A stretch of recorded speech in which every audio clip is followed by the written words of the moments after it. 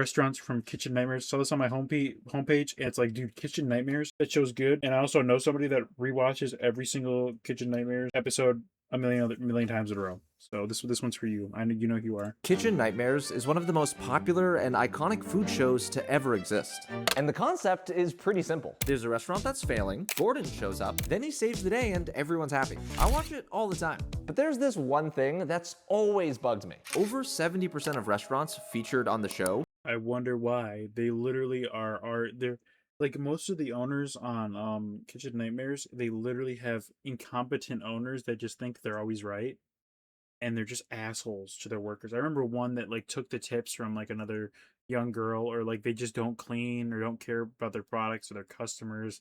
They upsell them on a bunch of shit. It's like, bro, some of them had good ideas and stuff, but they just suck at execution. Still shut down. So in this video, I'm visiting a few restaurants seen on Kitchen Nightmares that are still open to see if Gordon's help actually makes a lasting difference, or is it all just good TV? Good morning, everyone. It's time for Mixed breakfast, wolf. and what better place to visit than the restaurant featured on Kitchen Nightmares' Season 9 finale, Simmer Down Cafe. Located in Georgetown, Texas, this cute little spot was I live there. established in 2017 by a man named Chris Marino. What's crazy is that at the time they were featured on the show, not only was Simmer Down Cafe extremely close to shutting down, but Chris's marriage was also in shambles. Luckily, Gordon pulled up and pretty much saved the day, marriage and all, or at least I don't care about the marriage, bro. I just want the restaurant to not go under if it's actually good, though. Sorry. that's what we saw on TV. Since they this work together. technically is the most recent restaurant to be fixed by Kitchen Nightmares, that makes it the perfect place to test whether or not Gordon's changes actually It stuck looks around. nice so So far without further outside. ado, let's head inside. Dude, especially the outside, like the chairs and stuff. It's like a little vibey place. I like that. I like that. Hi, good morning. Just a table for one. Okay, so I just got seated, and I gotta say, the inside of this restaurant is actually really cute. Right when you walk in, they had a cozy looking That's waiting cool. area that just feels like someone's That couch living room. looks The so. wall That couch is either the most comfortable couch or the most uncomfortable couch, because like the leather, it looks cloth but leather, bro. It's chill. That chair looks comfy, like a little cushion. But dude, that couch is either the most uncomfortable or comfortable couch, bro. There's no in between. I don't know. I'm not a big leather couch guy either. They just like, I hate when they stick to your skin. Makes me so uncomfortable. when you walk in, they had a cozy looking waiting area that just Does anybody else understand what I'm saying? Either most comfortable or uncomfortable. It does not look like if I sit down, I'm either banking like, yeah, this is like very gonna be comfortable, or I'm literally just gonna like be like, man, can I just get a table? feels like someone's living room. The walls are painted this bright teal color, I like the and they color. even had this cool, funky record wall. Oh, that's cool. I like that. This is super nice to see, especially because I'll be judging each of the restaurants I visit today Looks like the couch from Rock Paper Scissors episodes regular show. I'm looking that up. Ball knowledge? Oh, okay. Okay. based on the major issues Gordon faced when he first visited on the show. now food-wise, the menu is fairly simple. They've got all of your classic American 3-egg breakfast, choice of bacon, sausage, choice of fruit, hash browns, or grits. Ooh, toast, wheat, white, or rye. $14. You get 3 eggs. How many pieces of bacon? If you get like 2 pieces of bacon, that's not that bad. Pancakes, chicken and waffles, $15. That's not bad. Big boy breakfast, 2 eggs, 2 pancakes, bacon, sausage, toast. That big boy breakfast looks good. $16 isn't bad. Chicken fried steak and eggs. Yo, I want to go here. Who wants to take a trip to Texas? breakfast dishes, along with some lunch options like burgers, a Like right now. sandwich. Double smash burger, chicken and salad sandwich. Ew, chicken salad. I hate salad. BLT. See, that's expensive for a BLT, bro. I think they should be a little lower. If it was like a $10 or $9 BLT. Yeah, is- listeners y'all get the hits. gist. Okay, buddy. Personally, we're what not I'm talking about boobs right now. most interested in is something called their liver and onions. Yeah, I know that okay. doesn't necessarily sound like the most appetizing thing to eat this early in the morning, but it is what Gordon ordered when he first came here, and This one's he had some thoughts on it, so It's that's what I simple. gotta get. Yeah, bro. Thank you so much. Look at It the is plate. Vince. My food has finally arrived. Here we have a plate of liver and onions. Yo, those hash browns. Are those hash browns? Okay, the mashed potatoes look good. That biscuit looks good. Gravy looks okay. I need to see Served more. with mashed potatoes, some fried okra, and fried okra. What's fried okra? biscuit. What's crazy about this dish is that during the show, I believe Gordon actually made them take it off the menu, yet it appears they've added it back. Whether that was a good idea or not, We'll see. I'm not sure. But there's only one way to find out. Yeah, I'm not gonna lie. The steak and gravy kind of growing on me, bro. I'm not even a big steak guy either. It's pretty good. Like gravy and steak is really good.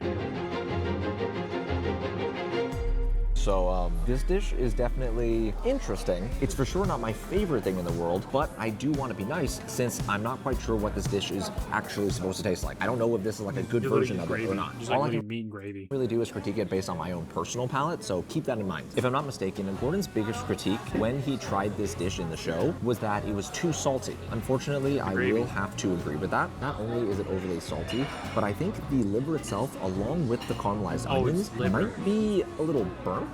It has that like burnt, bit. bitter aftertaste, if you know what I'm talking about. I promise, I'm not trying to be mean, but now that I've tried the liver, let's check out the sides. The okra and the mashed potatoes, honestly pretty solid. Alrighty everyone, so I'm done eating and I'm finally ready to give y'all my official thoughts on Simmer Down Cafe. Like I said before, the I would get the chicken waffles or the Big Boss breakfast. I feel like you can tell on somebody, like their chicken. I would say, yeah, like you got a hard one with beef and liver. The beef liver onion or onion liver something, whatever the fuck it was. But like, bro, I don't know. I just get shit I like, and then it's like, oh, like today, even today, I tried a Mexican restaurant, and I was like, last time I didn't like it. We retried it. Got this nice burrito, bro. It was only $10 for a giant burrito and some chips on the side. It literally like made me almost like jizz in my pants. side of the restaurant is extremely adorable. The service was great, but the food though, yeah, that didn't really wow me. I will say this might not be the fairest critique since liver and onions might not be my ideal dish in the first place. But with that being said, it is time to answer the question, did Gordon's changes actually stick? From what I can tell, it seems like most of the physical changes like the decorations did, but since food really is the most important part, I'm gonna have to say no. But before anyone gets mad, That doesn't mean I think this place is doomed or anything like that. I'm Yeah, pretty I agree with them. I mean, I feel like the food did change a little bit, probably like more like cleanliness, I'd say, but I wouldn't say like the way they do their food. They probably like they don't want to change it, but I mean, it seems like it's working. It looks like it's sure liver and onions was added back to the menu at the request of a few regulars, so maybe that's not a bad thing. It is time to head to the next restaurant, which just so happens to be only a 12-minute drive away. But before I start driving, let's see what I'm getting myself into. the Grumpy George. all right, everyone, I've now made it to Grumpy George Pub and Grub. I apologize for anyone offended by that terrible accent. I thought it fit the vibe. The Grumpy George was established in 2023 and featured on the 8th episode of Kitchen Nightmares Season 9. According to the show, the restaurant is supposed to be a classic English pub, but unfortunately, it didn't feel very British. Seeing that Gordon did grow up in England, I'm assuming he was a little offended by this place claiming to be a true British gastropub, hence why he wanted to fix it so badly. Let's go see if he managed to actually make a difference. It's got to be a British pub. You got to walk in and somebody instantly call you a dickhead. Now, what's really interesting about Grumpy George is that unlike most places on Kitchen Nightmares, the restaurant itself actually looked great from the start. Lots of Yeah, I'm reviews- not gonna lie, I don't like that. Like, I know that looks more like a bar. Ooh, darts. most places on Kitchen Nightmares. Yo, I don't like the darts being that close to where your head's at while you're eating. They miss a dart right in your eye. The restaurant itself actually looked great from the start. it's way Lots of too reviews close, bro. I highlight like that the booths. inside does take people back to what old pubs That's in England fair. feel like because of their British style bar, cozy atmosphere, and the fact that they have a dedicated dart room. Apparently that's a staple. So instead of being upset about the decor, most of the issues Gordon faced came down to the food. If you take a look at their menu, it definitely feels British, but when Grumpy George first appeared on Kitchen Nightmares, they were serving up something completely different. Even though one of the owners is from England, she didn't have any restaurant experience. Meanwhile, the chef they hired knew nothing about British cooking and was learning how to make the dishes from videos That's your online. fault. If I'm not mistaken, Gordon literally had to do an entire overhaul of the recipes, so we'll see if those flavors stuck around. So my food's been ordered, and I am very curious how long it'll take to arrive. Not because I'm in like a rush or anything, but because During Gordon's first time watching the restaurant operate, food orders were taking up to 50 minutes just to arrive, causing That would piss me off. Crazy. Nice mustache from this guy, though. major issues. Hopefully that's not still a problem. I'd rather see if okay, you know what I'd rather do? Like, who agrees with me? If you go to a restaurant, I'd rather wait longer to get in the restaurant and then get my food quicker than sit down, get a small appetizer, just wait for the food for 15 minutes, bro. Because if you get in a, and it's like if you want to go somewhere and you're like, hey, yeah, okay, so like let's say like you got somewhere planned and like I want to like let's say you want to go to Olive Garden and like yeah it's like a 45-minute wait. And it's like okay I want Olive Garden today. You just go somewhere else. There's like a store nearby. Just go chill at the store, chill in the car. If you want to eat something that bad, I understand. But like I'm just saying, I'd rather not be waiting in the fucking place for 50 fucking minutes. I'd be so mad. Yeah, like a whole group or something like that is different. Like one to two people at the bar, especially, bro. The bar, you're supposed to get your food so quickly. Look at him scrolling, bro. Scotch egg. Awesome, thank you. Ew. That should be it. Okay. Ladies and gents, the food has arrived, Fish and and according chips. to my timer, That's fish and chips. it's only been 10 not minutes, bad. which I don't know if you can do the math, but that's a lot less than 50. So here we have a Scotch egg, which happens to be a quintessential British gastropub dish. And of course, since this Fish and chips. place is British, your boy had to get some fish and chips. Now, the first thing I want to What the fuck's that green sauce? try are these Scotch eggs, because when Gordon was served them in the show, they were undercooked and apparently looked so bad, he took a photo of them and sent it to his mom. That's crazy work. From the looks of things, my Scotch egg is definitely That was good, bro. So what's like a piece of bread and like what are those jalapenos or pickles? more cooked than the one Gordon got, considering it's not gushing everywhere. So far, so good. But let's see how this thing tastes. Cheers. That was good as fuck.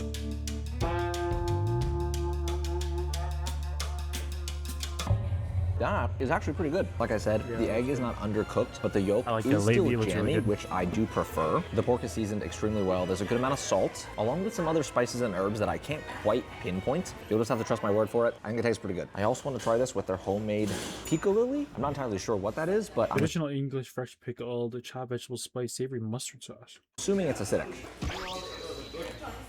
I'm still not quite sure what this is, but it okay. definitely brightens up the entire thing. I like it. Pardon the humble flex that I'm about to drop here, but not only have I eaten at pretty much every single Gordon Ramsay fish and chips restaurant in America, I have Holy also Gordon been Glaze. Holy Gordon Glaze, dude. to Gordon's cooking school in the UK and learned how to make proper fish and chips from the teachers that he employed. The reason I'm bringing that up is pretty much to say, I know how this is supposed to taste. First things first, need some lemon. Now let's cut into it. Let's see how this looks. Not bad. The inside of the fish still looks juicy, That doesn't look bad. flaky. Those fries look nasty, man. I don't mind like fat steak fries, but bro, I'm not gonna lie, I'm on the crunchy fry. Like the air fry fries method, bro, is like the best thing ever, bro. Like Chick-fil-A fries, like crunchy Chick-fil-A fries, crunchy McDonald's fries, bro. Like Wendy's fry, I hate Wendy's fries. Not dry, So which is soggy. pretty much all you can ask for based off looks alone. Now let's taste it. Looks good. He likes it. He's just trying to get the retention. As expected, the fish is nice and flaky. It's good. cooked very well. Tartar sauce is solid. Although the exterior isn't super crispy, I hate the tartar sauce, but with fish, it's actually not. It's kind of is solid. very light, which means after I'm done here, I will not fall into a food coma, which I appreciate. I know technically I should eat this with utensils, but it's kind of falling apart as I cut Hell it, no. so I'm using my hands. Yo, does anybody ever get like a Chipotle burrito and it starts falling apart? So you just manhandle it with both hands. It's... For dessert, I ordered the sticky toffee pudding, which is another British classic, and I will admit, it was very yummy. That was Then I good as paid the fuck. bill, which came out to roughly $53, That's and of not course, bad. I had to use my beautiful Wait, chime card. it kind of is bad. Well, he kind of ate two. Wait, he had an appetizer, a dessert. It's like fucking 15. Yeah, with tip, it's like 15 a dish, bro. That's not horrible, I guess. Okay, skip. That means Oh, you're right. So chime four bites. That's actually 5%. I don't have chime. anyways, done with my meal at Grumpy George, which means I'm gonna stop doing this I would probably try the other restaurant over Grumpy George, though, even though he got the wrong stuff. I would get the chicken and waffles. I love chicken and waffles. terrible accent now. Anyways, let's get right into things. From what I can tell, it seems like Gordon's changes have obviously stuck around. Yeah. The food was great. It also came out really, really fast. And although I might not be the most qualified person to say this, I'm gonna say it anyways. I think the restaurant felt British. I don't know. That's how I feel about it. How are you not qualified to say that? Actually, yeah, he's not British, though. I trust him.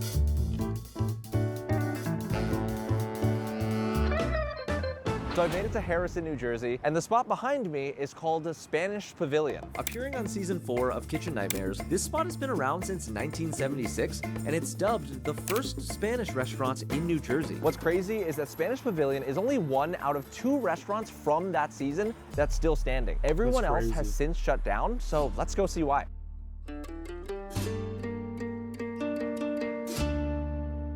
Now, upon entering the restaurant, I was honestly a little nervous. In the show, Gordon actually discovered a dead lobster inside their dining room fish tank. Oh, that's Ob- gross, bro. Obviously, that was a huge health hazard, so before I could even think about eating, I had to make sure that situation did Look at not. them. Look at your little dudes. I used to, when I was a kid, I used to like, just that was it Red Lobster? Like, I think it was Meyer. Go up to the little thing and just look at the lobsters, bro. I was like, Happen to me.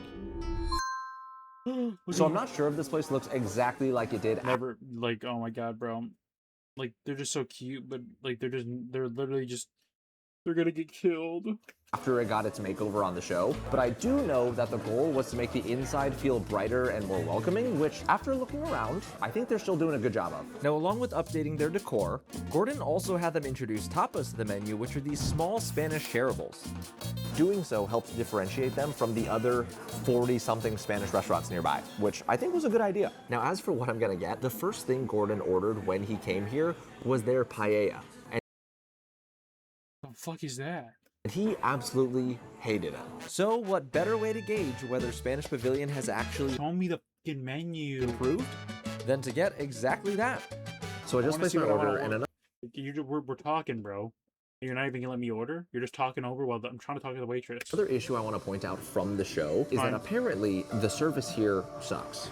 When the show aired, the restaurant was run by 2 brothers named Michael and Jerry, who at the time didn't really care about the restaurant, resulting in the staff having no one to lead them. I do believe that in the reunion episode, though, it showed that Jerry ended up taking over, and that does show since the service so far for me has been absolutely fantastic. Along with recommending me some tapas to try, they immediately brought out That bread looks so good. some bread, and I think this is chicken noodle soup that comes with my meal. It is Nice. quite chilly in New Jersey, so chicken noodle soup does sound pretty good. Cheers.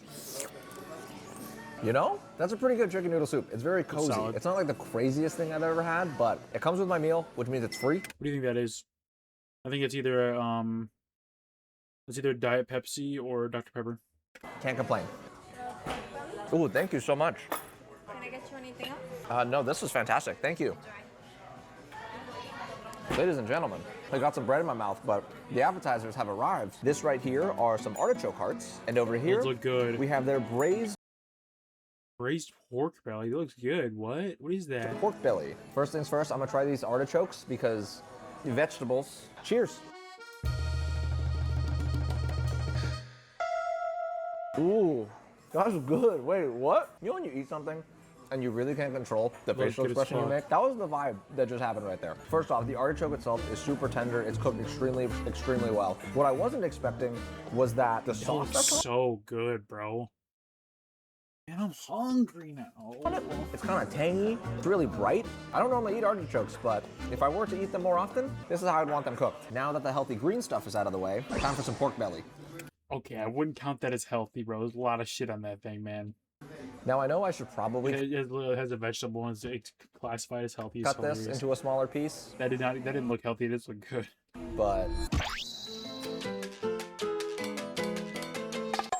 okay, there is no way the food tasted like this before they got on the show. Otherwise, I don't think they would have ever needed to get on Kitchen Nightmares. The pork belly is super tendy.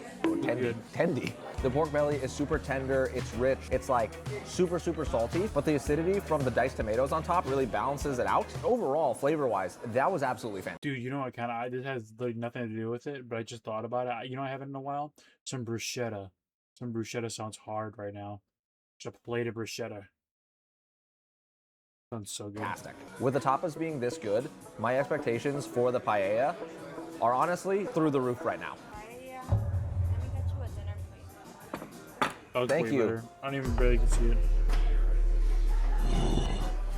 Ladies and gentlemen, the paella has arrived. Honestly, when I first saw that it cost $36, I was thinking, okay, might be a little expensive. But now that it's in front of me, this looks worth every That look kind of good. Okay, oysters. I've never had oysters though. Okay, like what are peas, carrots, rice, oysters, a lobster tail, sausage. Is that sausage or something? Tomatoes. Every single dollar. This is beautiful. So the one I ordered is the Paella Valencia. I was told by my waiter that this is the exact same one that Gordon ordered on the show. So, you know, making sure I'm doing things right. In this skillet, there's chicken, chorizo, shrimp, Chorizo. Chorizo's good. Chicken, chorizo, shrimp. clams. I'm stupid, bro. I said it was a lobster tail. God, I'm such a fat chud. I'm not a fat. I'm just a chud. If I was a fat chud, I would know everything on the menu. Mussels. Mussels, scallops, calamari, and langoustine. Calamari's pretty solid, bro. It looks weird, but it's pretty good. This is hands down the best looking entree I think I've ever ordered in the history of this channel. I don't even want to break into it because that's how pretty the skillet looks, but I'm gonna do it anyways, because that's my job. I think I've died and gone to Do you eat the clam on like the mussels and stuff? On the scallops, do you eat that? I don't know how to eat them. I've never had them. seafood heaven. My brain's malfunctioning. I've had calamari before, like, and then it just explodes in your mouth. Just, oh, pause. Sorry. So far, 2 out of the 3 major issues Gordon faced when visiting Spanish Pavilion have been cleared. But none of that matters if this paella isn't good.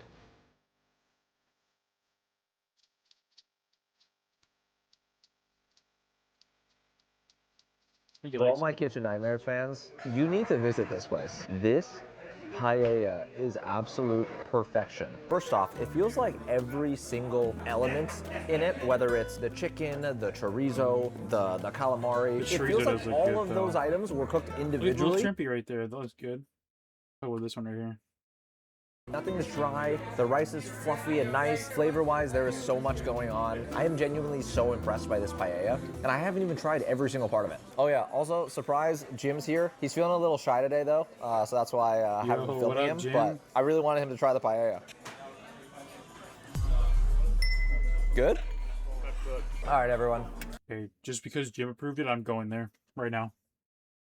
As you can probably tell by my face, your boy's full. I feel like I cleared a good amount of this paella, W, even Jim. though it doesn't look like I've W Gim. even made a dent. But regardless, I gotta admit, I wasn't expecting too much before walking in here. But after trying the food, I am thoroughly impressed. When Gordon first walked in, it was indeed a nightmare. But in my experience, the restaurant was extremely welcoming. The service was absolutely fantastic. And most importantly, this paella was the bomb diggity. This was phenomenal. Taking all that into consideration, I think it's safe to say that This is his favorite, but I feel like out of all of them, I'd try the first one the most. Gordon's changes definitely stuck around and made a huge difference. Where we going now? Those headphones? Those headphones? Those headphones are cool. Lido. All right, everyone. Things are about to get a little crazy because I've officially made it to sunny Los Angeles, California, and behind me is the one and only Lido di Manhattan. Featured on season 3, which aired over 15 years ago, this Manhattan Beach staple is often considered the most successful Kitchen Nightmares project ever. But when Gordon first came to visit, this place was a mess. The owner barely knew how to cook, the kitchen was disgusting, and worst of all, Ew. the food was downright terrible. Clearly, the impact Gordon had on this place made a huge difference considering how long they've been open. Not to mention, every single article I could find was extremely positive. However, I want to see for myself if it really lives up to the hype. Let's do it. Oh, forgot his camera. Okay, now I'll go inside for real.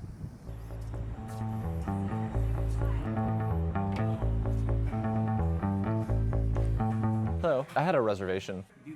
Yeah, just for one. Now I gotta admit, I was a little thrown off when I walked inside here, because even though Lido's has a great reputation, this place was completely empty. As I sat down and looked What over time the did he menu, go? unfortunately, I We're at a reservation. It was dead. You know how awkward that is? Yeah, I got a reservation coming in. You think it's busy walking by everybody like, hey, I had a reservation. That's such a flex though. Like I got reservations somewhere on Valentine's Day, and then you walk past everybody. Like all like Aura walk, like that one gif of a guy from Family Guy. did begin assuming the worst. What if the reviews are all wrong Like and this. Lido's actually fell off? But thankfully, God, in he the got a midst of reservation. all I my didn't. worrying, I'm not sure if y'all can hear that, but other customers have arrived. Are we back? I really don't know why the place being empty at first threw me off so much. I'm gonna blame it on the fact that I'm extremely hungry, and the only thing I've eaten today is a bag of pretzels on the plane right here. Now I've also finished looking over the menu, and I gotta say, the food options do sound quite tasty. Finally, because we they get, are. finally, we can see a menu. Now I've also finished looking over the menu, and I gotta say, the food options It's got cherry tomatoes, fresh mozzarella. The flatbreads. Nah. Baked eggplant? No. Lido soup? No. Steamed mussels? No. Fried calamari? Maybe. No salad. do sound Pasta? Mushroom? No. Molina clams? Potato? Gnocchi? Gnocchi? Pan fried pesto, roasted tomatoes, caramelized onions. Ooh, that was good. This potato? Potato pasta? Homemade chicken sausage rigatoni. quite tasty. Wait, sun-dried tomatoes, spinach. Oh, I'd get that one. Oof. Garlic sauce and rigatoni pasta. Homemade meatballs. Lido's famous spicy vodka. What? Chicken parmesan, chicken piccata, lemon butter capra sauce, wild-caught herb crusted Alaskan salmon, seasonal wild-caught fish, oven-roasted duck. $36 for duck? Yeah, that sounds fire. I'd probably try that. I'd probably try the duck or get the one of these two pastas. Because they are considered the Sounds most fire. successful Kitchen Nightmares project ever, I'm gonna do things a little differently and order a few items to really put them to the test. So my food has been ordered, and like I said before, when Gordon first visited this place, they had a multitude of issues. But the biggest one had to be with the owner herself. This is Lisa Hemmett. She became the owner of Lido's in Holy shit, 2004, and Tom. upon meeting her for the first time, Gordon quickly exposed how inexperienced she was. Not only had she never worked in restaurant management before, she did not know how to cook, couldn't communicate properly with the staff, and if all that wasn't bad enough, she was even dating one of her employees. The good news is, Nice. although the episode started off rocky, by the end, Gordon was able to get through to her and supposedly helped to turn things around. I'm pretty sure she still is the owner, and based off of how things are running so far, despite the fact that the place was like empty when I walked in, things do seem to be going well. Service has been great. They even brought me Okay. free bread. Which I may have demolished while waiting for my That's food. good. Thank you. Ladies The fuck is that? and What is gents, that? the appetizers have arrived. So over here, we have Lido's baked eggplant roll That didn't look that bad. and some barbecue chicken Barbecue chicken flatbread looks so good. flatbread. Now, first things first, I have to try this baked eggplant roll because this dish is also the first thing Gordon ordered when he came here. He wasn't a fan though, and said it was weirdly crunchy while also that's being gross. undercooked. Originally, my plan was to get Gordon's exact order, but it seems like a few of the other items he got aren't available anymore. Yeah. This is literally the only one left, so I'm assuming they've learned how to do it right, but we'll see. Doesn't look bad. Smells pretty good. Cheers. So right away, I can confirm, flavor-wise, it's actually very nice. The eggplant has a slight sweetness to it that pairs really, really well with the tomato sauce. And as for the texture, it's nice and tender, perfectly cooked. Wow. It seems like keeping it on the Looks pretty solid though. menu was a good idea after all. Yeah, that hits. Next, let's try this barbecue chicken flatbread, which I did have some very specific reasons for ordering. The first being that my waiter recommended it, and you gotta trust your waiter. And secondly, Gordon was the one that made them add flatbreads to the menu in the first place. Cheers. This is also Smells good. quite nice. The chicken is still nice and juicy. Look at that thing, dude. It's not dry, which honestly, I wasn't expecting. The flatbread crust is nice and crunchy. Like, what a little cilantro, chicken, the barbecue sauce, bro. Oh my god, bro. It really looks so While at the good. same time, the inside is I'm still hungry. pretty airy for the most part. I think my only critique is that the barbecue sauce might be a little too sweet for my Yep. personal taste, I swear I was gonna say that. I'm like, that looks like sweet barbecue sauce. but it's not bad. So far, it seems like the items bite of Gordon sweet played a barbecue part in. Quite tasty. But what about a dish he didn't influence? Pasta. According to the menu, this is Lido's famous spicy vodka pasta. And the reason He got my order. He got my order. That's $23 though.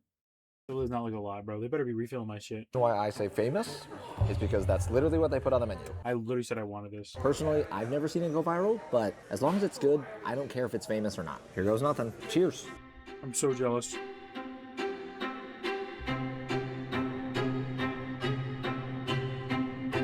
Hold on a second. I'd like to take one more bite.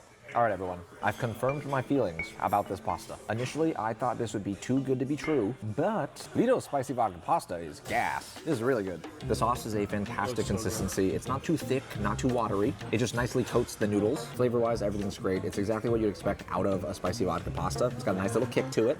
Despite the fact that I am holding them to higher standards than the other Kitchen Nightmare restaurants, it's safe to say they are matching and maybe even exceeding them. I am thoroughly impressed. It was good. Dude, the flat. Okay, yo, crazy pause one. There we go. The flatbread and the pasta combo looks so good, bro. Oh my god. Hopefully that transition looks cool. I'm filming with my back camera right now, so I can't actually see myself. I don't know if things are lined up properly. As everyone can probably tell, I'm really full. I think the water and bread in the beginning kind of caught up with me. Now, before I pack up and go leave my final review, there is one more thing here that You ordered only carbs, bro. Pasta, flatbread. Water's not carbs, though. Eggplant on the have to sauce. check out. During the reunion episode, Lisa actually invited Gordon back to the kitchen to prove how clean it is. So after asking my waiter, who then had to ask a manager, I somehow was able to get the same opportunity. So I got up and made my way towards the kitchen, curious to see if they really do keep it spotless. That's cool. Because if they don't, it doesn't matter how good the food is. Ladies and gents, looking clean. All right, everyone, so I'm officially done with my meal, and I can honestly say I definitely understand why Lito's is considered Kitchen Nightmare's I got one. biggest success story. The kitchen was clean, the service was fantastic, the food was spot on, and throughout my meal, the place did start filling up, which was nice to see. Based on those factors, it's definitely clear that Gordon's changes stuck around. However, 100%. despite me having a good time at most of these surviving spots, it's still a fact that over 70% of restaurants featured on the show I wonder why, because they're just failing businesses. You can't save everybody, bro. It sucks to say, but you can't save everybody. If you don't want to be saved, don't save her. J. Cole knows. We all know. down.